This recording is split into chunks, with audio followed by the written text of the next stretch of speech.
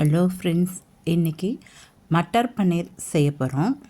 ரொம்ப டேஸ்ட்டாக இருக்கும். அதுக்கு தேவையான பொருட்கள் 2 வெங்காயம், 2 தக்காளி, பூண்டு, இஞ்சி, 5 முந்திரி பருப்பு, பச்சை பட்டாணி, பன்னீர், chilli powder, coriander powder, garam masala powder, butter, கஸ்தூரி மேத்தி.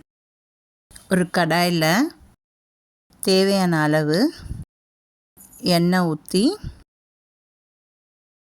வெங்காயத்தை போட்டு நல்லா வதக்கணும்.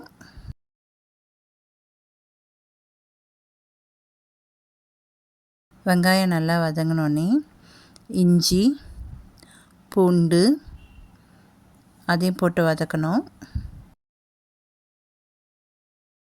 வெங்காயம் வதங்கினோடனே தக்காளியும் போட்டு நல்லா மசிகிற அளவுக்கு வதக்கிக்கணும். அதிலே ஊற வச்ச முந்திரி பருப்பையும் ஆட் பண்ணிக்கணும்.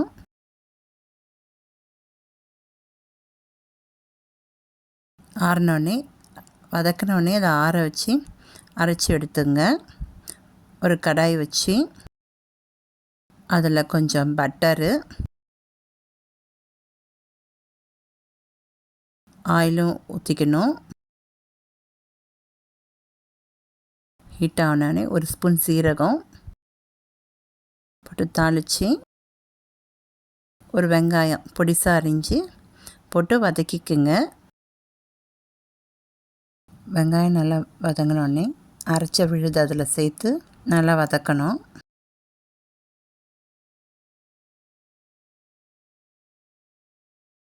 ஒரு ஸ்பூன் மஞ்சள்தூள், ஒரு ஸ்பூன் சிவப்பு மிளகாத்தூள், ஒரு ஸ்பூன் தனியாத்தூள், ஒரு ஸ்பூன் கரம் மசாலா, எல்லாமே நல்லா பச்சை வாசனை போகிற அளவுக்கு நல்லா வதக்கணும்.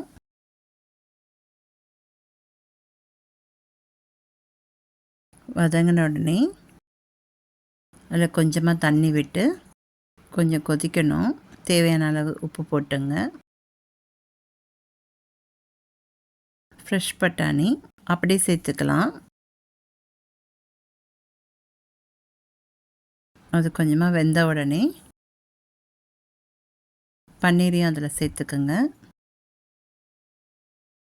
சேர்த்து கொஞ்சம் நேரம் மூடி விட்டு கொதிக்க விடுங்க. அது கொஞ்சம் சுண்டினோடனே தேவையான அளவு கஸ்தூரி மேத்தி மேலே தூவி சுவையான மட்டர் பன்னீர் ரெடி. மேலே கொஞ்சோண்டு பட்டர் போடுங்க. நல்லா சுவையாக இருக்கும். இதை சப்பாத்திக்கு வச்சு சாப்பிட்லாம். குழந்தைங்களாம் நல்லா விரும்பி சாப்பிடுவாங்க.